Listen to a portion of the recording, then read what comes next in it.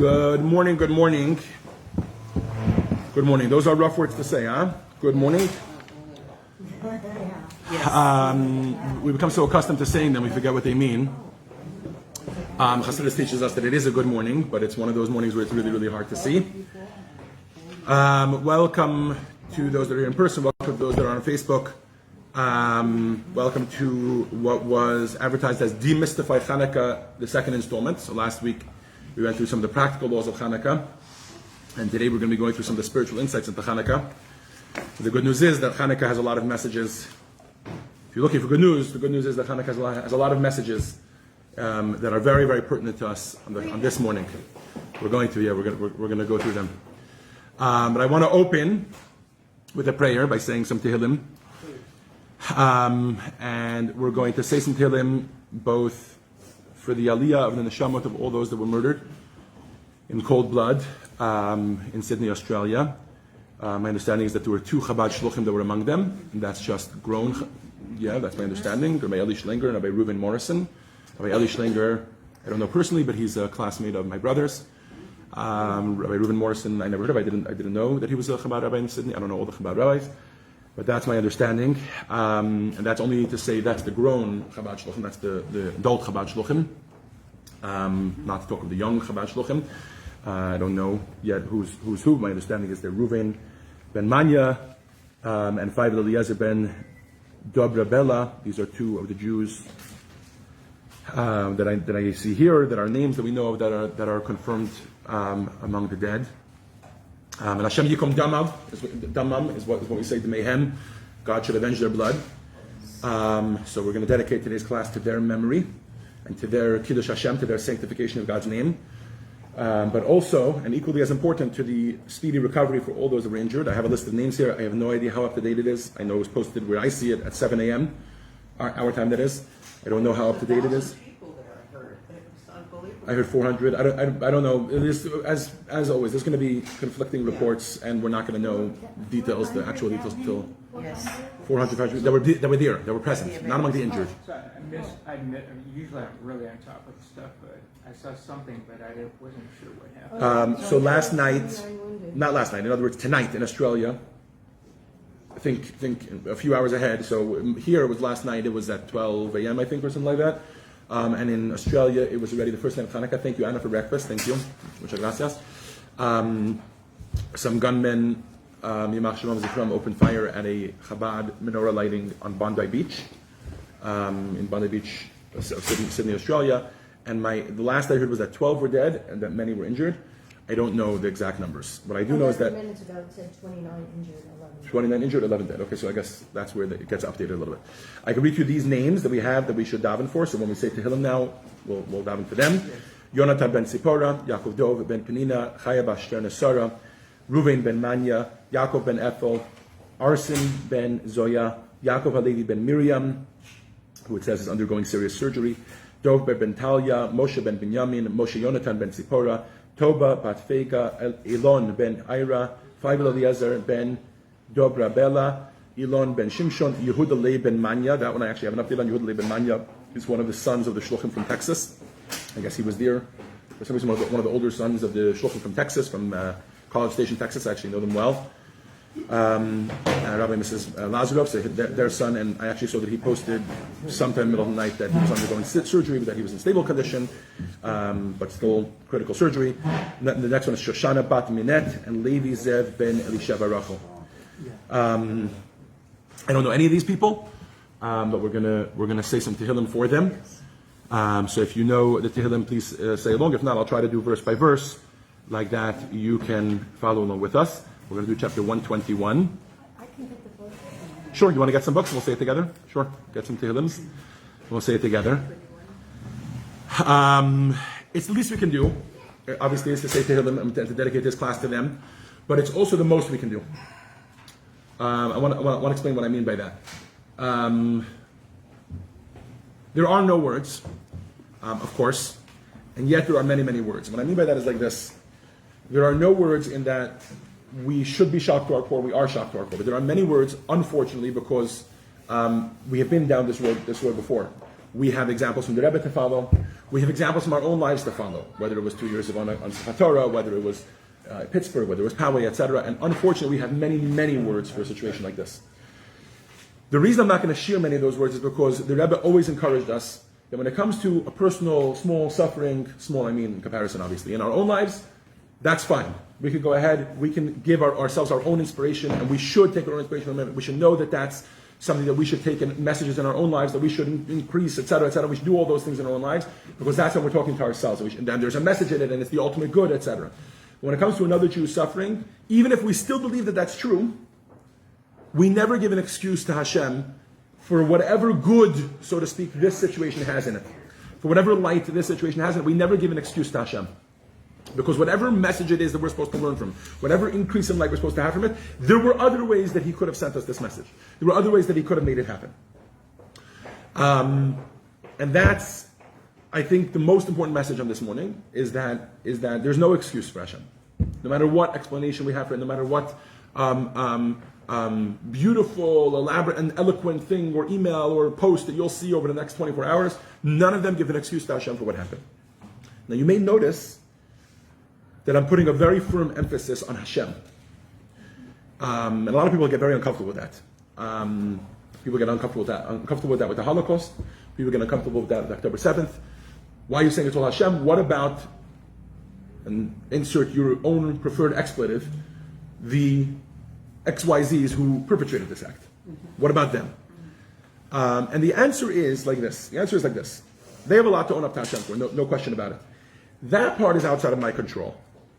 And that part, I leave up to them, that they have their own business that they have to take care of with Hashem. The part that I need to wrestle with is Hashem's role in this. Call it where was God in the Holocaust, call it how does Hashem allow such suffering to happen, whatever it is. That's the part that I need to wrestle with. And to me, I know that there are some that would call it escapism, but to me it's very, very redeeming the fact that I actually don't control those sons of you-know-what. The fact that I don't control things that are happening in this world like this. Why is that redeeming to me? It's redeeming to me because it means that's Hashem's business.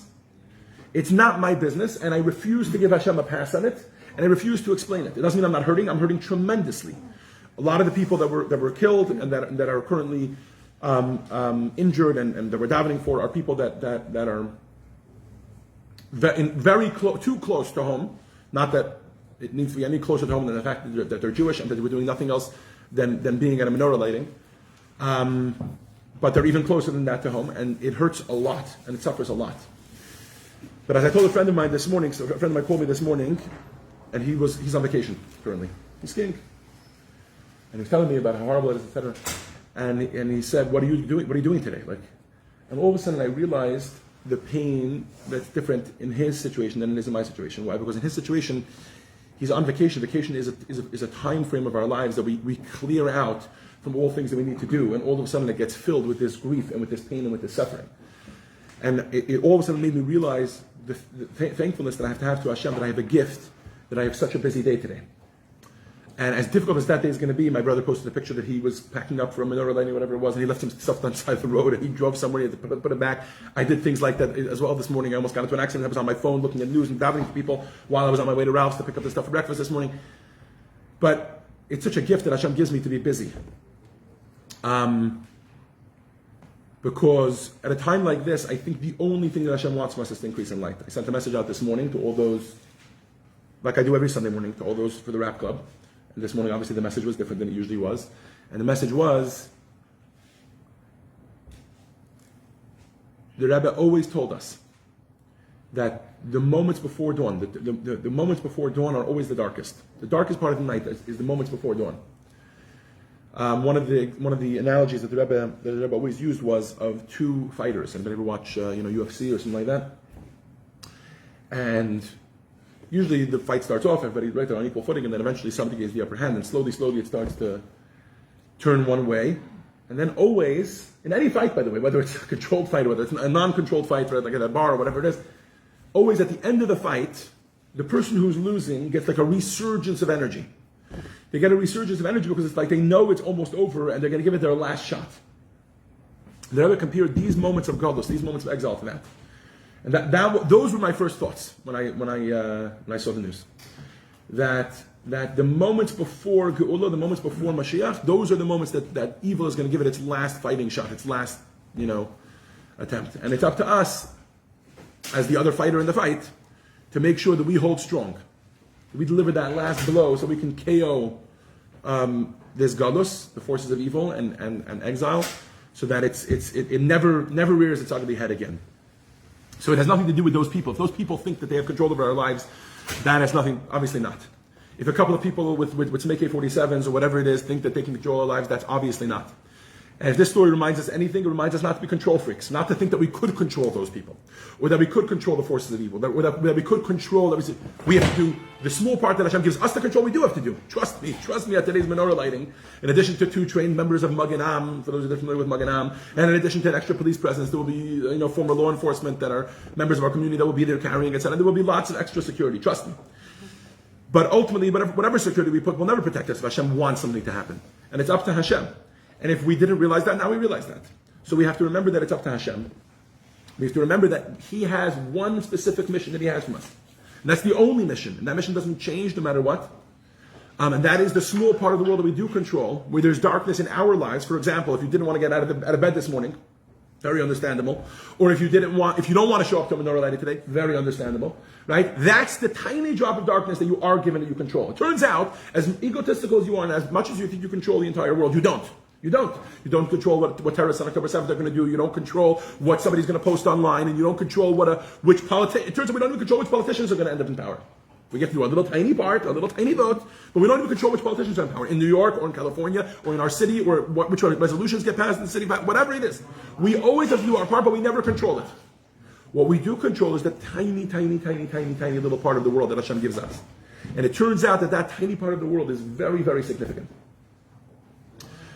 So we're going to say some Tehillim now, because that's one of the things that we could do. And we're going to learn Torah. And we're going to reinforce messages that, by the way, you heard from me last year. And yes, trust me, they're talking to me in different ways this year. And they'll talk to you in different ways in different ways this year. But we have to remember that this is what we're supposed to be doing. Rabbi, can we add your friend from Syria and those 3 soldiers Yes. who were also killed in the last 24 hours? I don't know their name. My friend from Syria, his name is Liraz Tzvi Ben Sara Yehudis. Do you know those soldiers' names? Can you pull them up? But I know. Okay. I don't believe they're Jewish. We'll have them. Oh, okay. But they were killed by ISIS in a surprise attack against 3 U.S. soldiers. Okay. Out of nowhere. And it's sort of the same surprise. It's 100% the same thing. It's 100% the same thing. And I want to remind you, the last thing, the worst thing we could do is to put, you know who did this to us? They did this to us. It's important for us to understand that this is the forces of evil in this world that ultimately Hashem controls as well. So let's start off with the Kapitel Tehillim. Chapter of Psalms, chapter 121. If you have it in your books, I'll start off in the Hebrew. I don't know what page it's on. If anybody finds the page, announce it. 156. 156? Yeah, 156. 156. Page 156, chapter 121. We'll start it together in the Hebrew and then we'll say it in English. Shir Lamalot. Esa inai el harim me'ayin yavo ezri. Ezri me'im Adonai osei shamayim va'aretz. Al yitein lamot raglecha al yonum shamrecha. Hine lo yonum v'lo yishan shomer Yisrael. Adonai shomrecha. Adonai tzilcha al yad yaminecha. Yom HaShemesh lo yakeka v'yareach balayla. Adonai yishmarcha mikol ra. Yishmor et nafshecha. Adonai yishmor tzeitcha uvarecha me'ata v'yad olam. And in the English, a song of ascents. I lift my eyes to the mountains. From where will my help come? My help will come from the Lord, maker of heaven and earth. He will not let your foot falter. Your guardian does not slumber. Indeed, the guardian of Israel neither slumbers nor sleeps. The Lord is your guardian. The Lord is your protective shade at your right hand. The sun will not harm you by day, nor the moon by night. The Lord will guard you from all evil. He will guard your soul.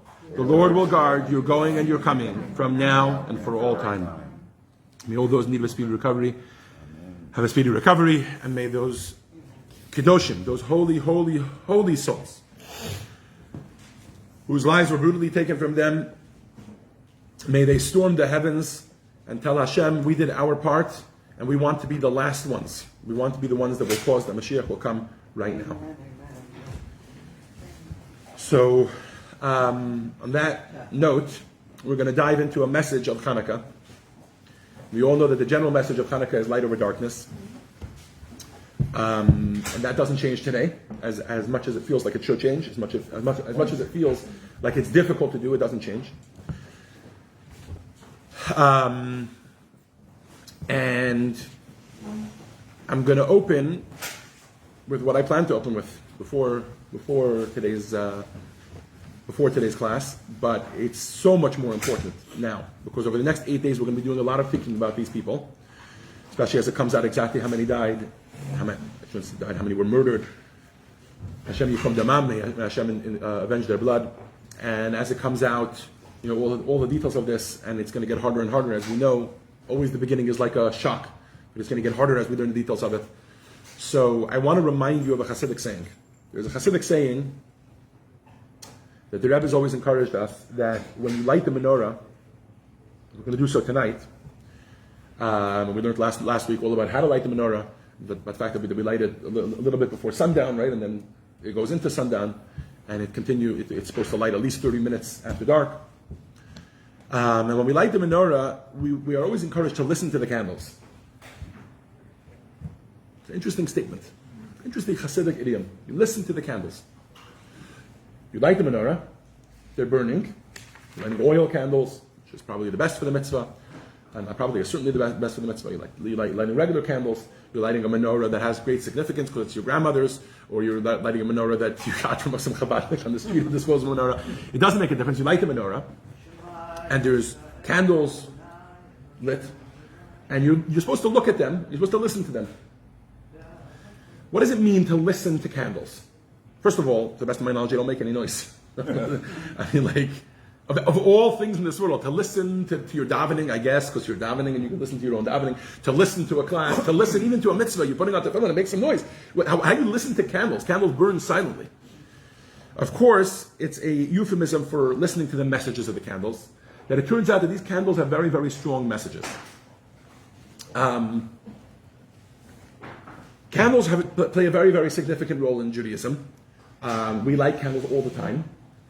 You can think about it yourself, and you'll realize how many times that you light candles from a Jewish perspective, and you're just all you're doing is lighting a candle. It might have great significance because of other things, right? Like menorah, for example, the miracle of Chanukah, we're remembering it. But you light a candle. You light a candle when somebody passes away, right?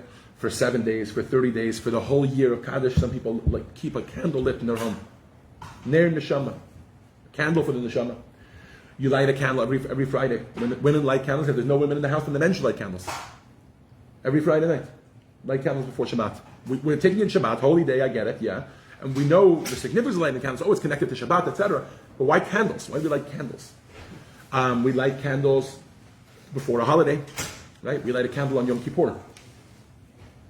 Not on Yom Kippur, of course. Right before Yom Kippur, that it should be lit the entire Yom Kippur. Not just a candle for those that departed, for Yizkor or whatever. No. In addition to that, we light a candle. Even I, who both my parents are with us, I still light a candle.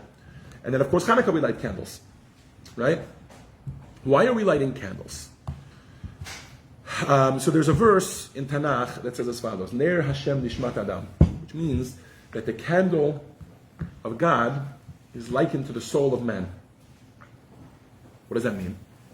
Ner Hashem, the candle of God, is a reference to the fact that every single one of us has inside of us a neshama, and that neshama has certain characteristics that are compared to a soul. I'm sorry, to a candle, to a flame. I don't know if we need to get into all of them right now. A flame ever strives higher, right? We too should strive higher. A flame is a spiritual thing, but that somehow is fueled by physical.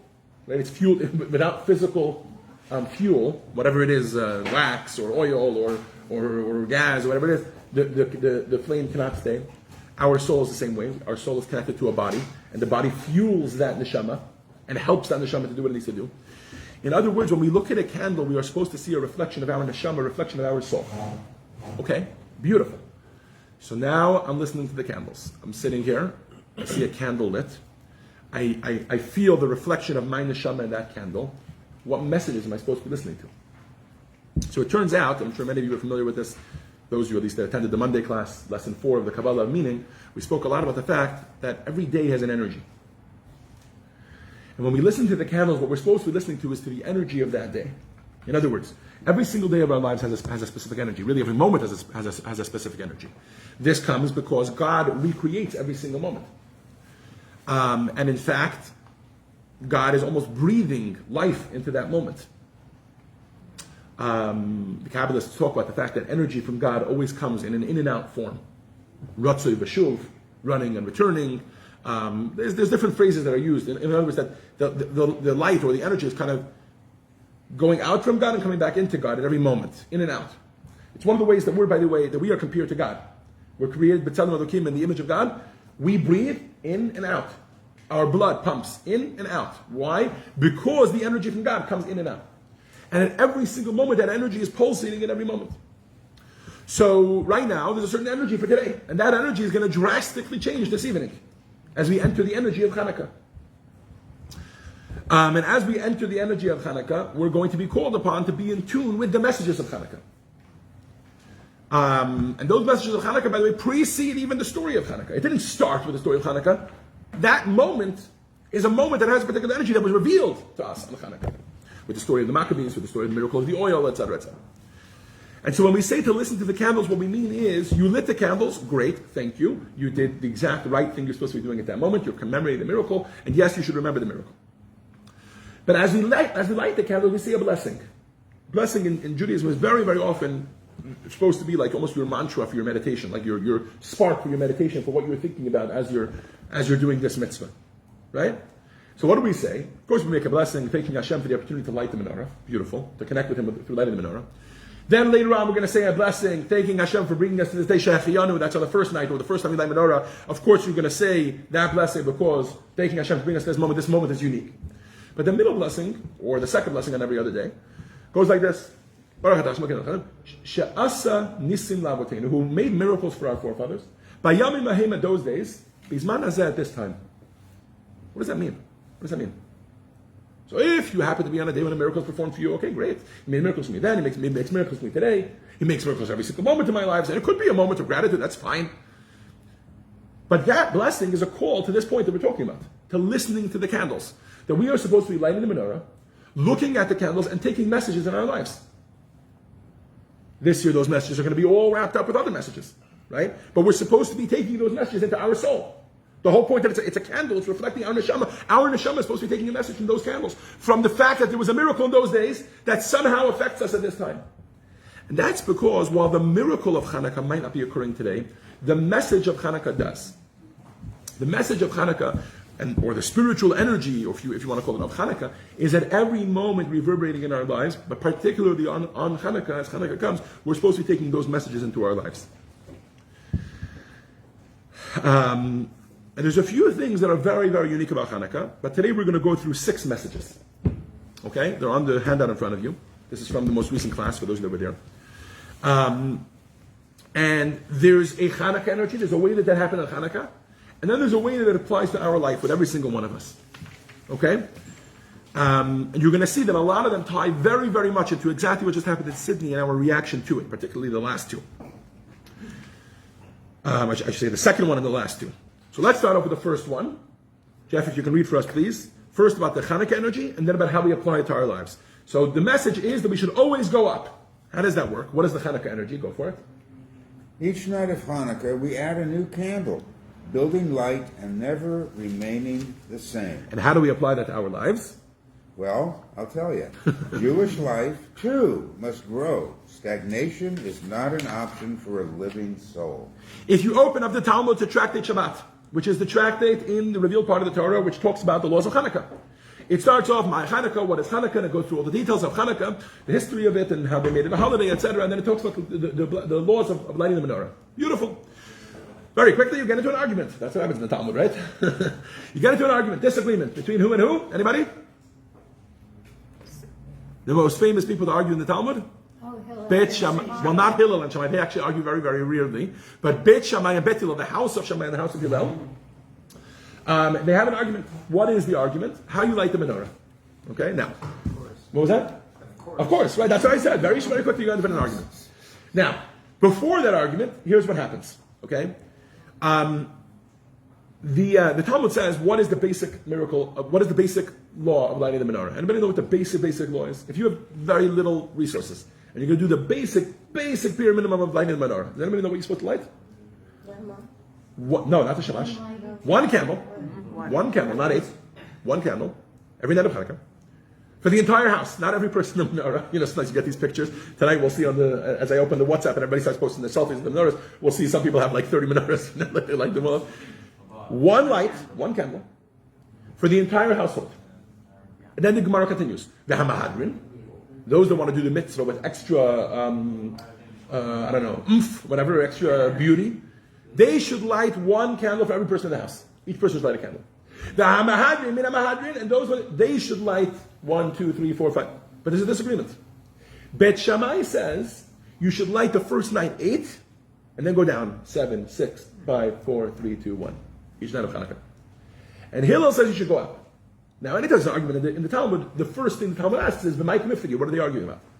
And here immediately the Talmud gives the reasoning. Meaning, it's not just, as much as we would like to believe that it is, it's not just, 2 Jews, we got to have 3 opinions. No, they actually had different opinions.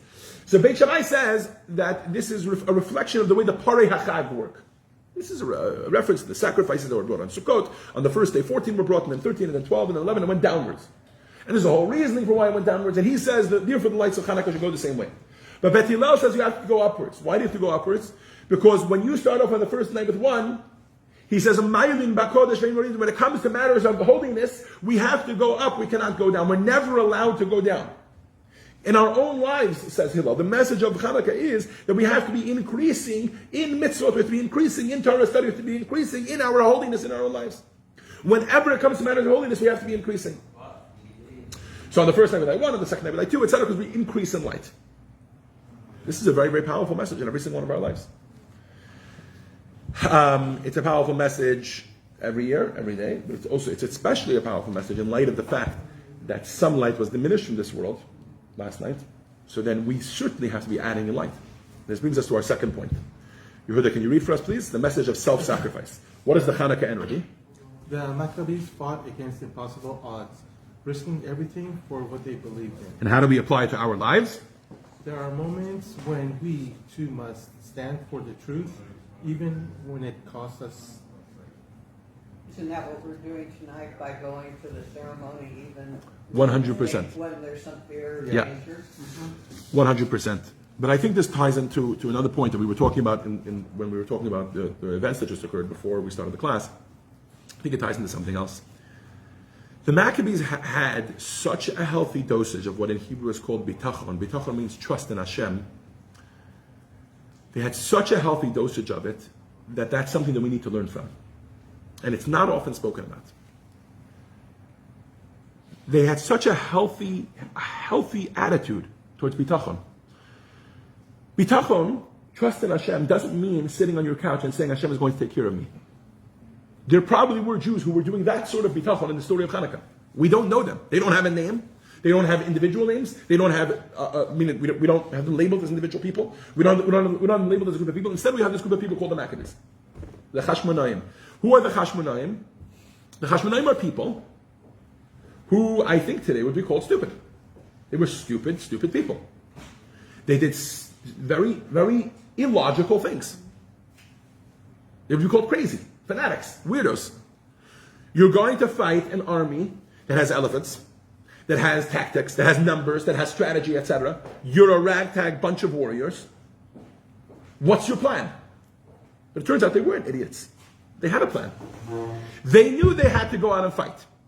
That's the way it works. Hashem believes, Hashem empowers us, Hashem gives us instructions, and we have to go out and do our part. Think of tonight's menorah lighting, since Vicky brought it up. There's going to be extra security there. Yes, because we have to have extra security there. Are we going to have enough security to fight if an army comes and kills it? Of course not. But does that scare us? No. We go out anyways. That's what the Maccabees did. The Maccabees went out and they said, we just need to do our small part. By the way, this happened with their physical battle. This also happened with their spiritual battle. What kind of idiots light a menorah with 1 jug of oil, knowing it's going to take 8 days to get more oil?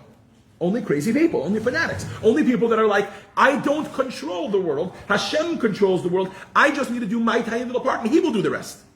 That's a message we get from the Maccabees. It goes together with the second message. Let's talk about it. Avram, can you read for us, please? Do your best. The first lesson.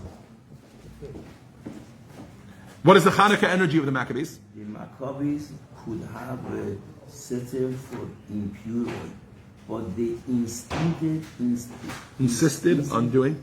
doing the mitzvah in the most beautiful, uncompromised way. And how do we apply that to our lives? When we strive. When we strive for excellence in our mitzvah, observing God meets us halfway with miracle. All Hashem wants is you to take one step forward. You do your part. He is going to do the rest. Not because he's like so proud of you that you did your part and therefore he's going to do the rest, because he was doing the whole thing anyways.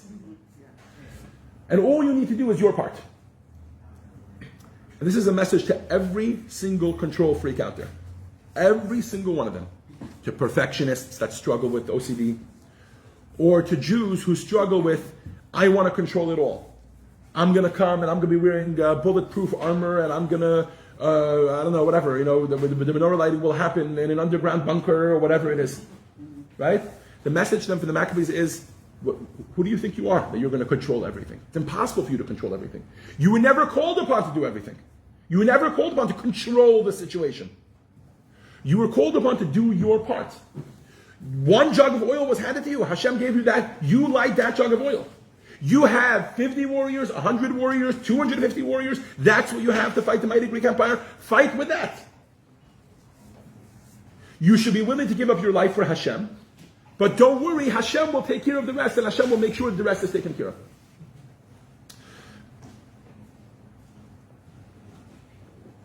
But sometimes it feels like we don't have anything. Sometimes it feels like we wake up in the morning, and as we discussed earlier, we don't even want to get out of bed. Sometimes it feels like we don't even have one jug of oil. And here comes the next message from the Maccabees. Hanarina, if you can read for us, please. What's the Chanukah energy? The last jug of oil. One small, sealed jug, untouched, undefiled, held the key to the miracle. And what's the application to our life? Every Jew has a pure inner core that can never be contaminated. When we connect to that essence, transformation begins. You wake up in the morning and you don't want to wake up because there's some sort of horrible news. Or or you're a Jew who's so isolated that you've actually never tapped into your Judaism. You're married to somebody not Jewish, you've never practiced Judaism, you don't do anything about your Judaism, you live in some remote island where there's no Chabad. I don't know which island that is, must be population 1, whatever it is, right? But you live, whatever, some sort of or you live where there's Chabad and you actually have been rebuffing them for years. And you start to think to yourself, that's it, it's over. So I don't have anything left in me. There is no fight left in me. There's no purity in me. All the oil has been defiled. Were the Maccabees satisfied with that answer? No. Maccabees came into a room where every single part of the room was defiled. Intentionally. By human beings. That Hashem allowed it to happen. For what crazy reason, we don't know.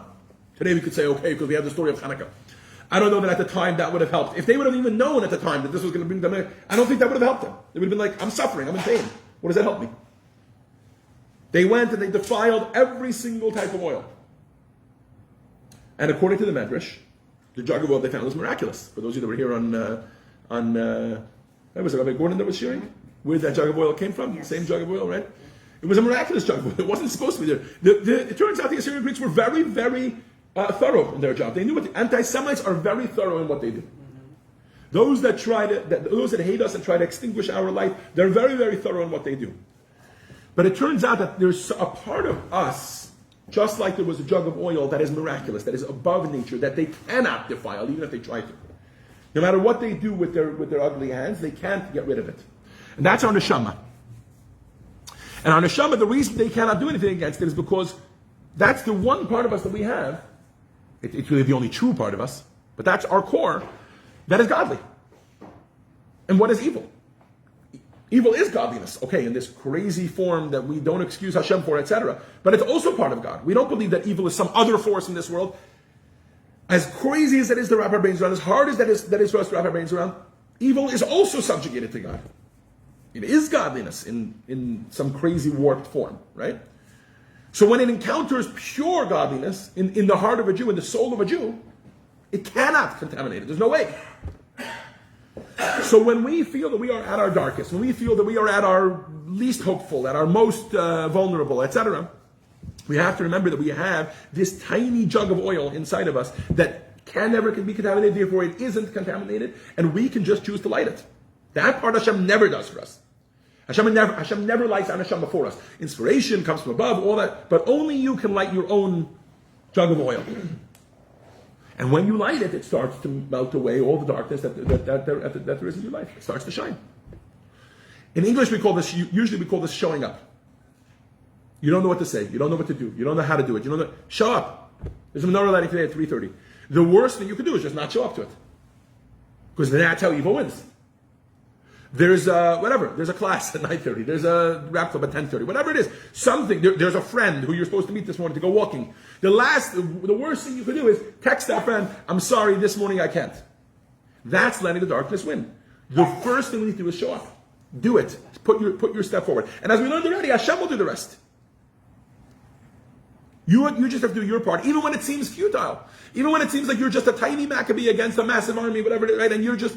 And even when some people die along the way. By the way, one of the things we don't often talk about is that there were Maccabees that died. In the fight against evil, there are casualties, and those people are the height of holiness.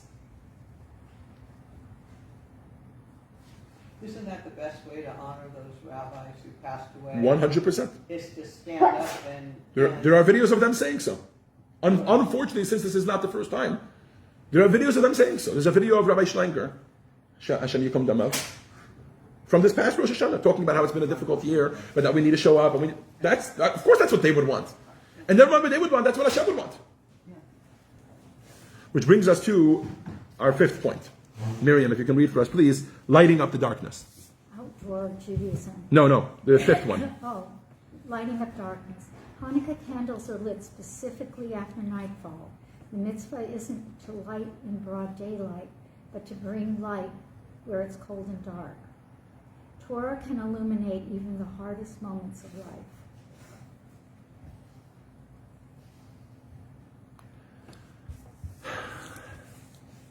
In other words,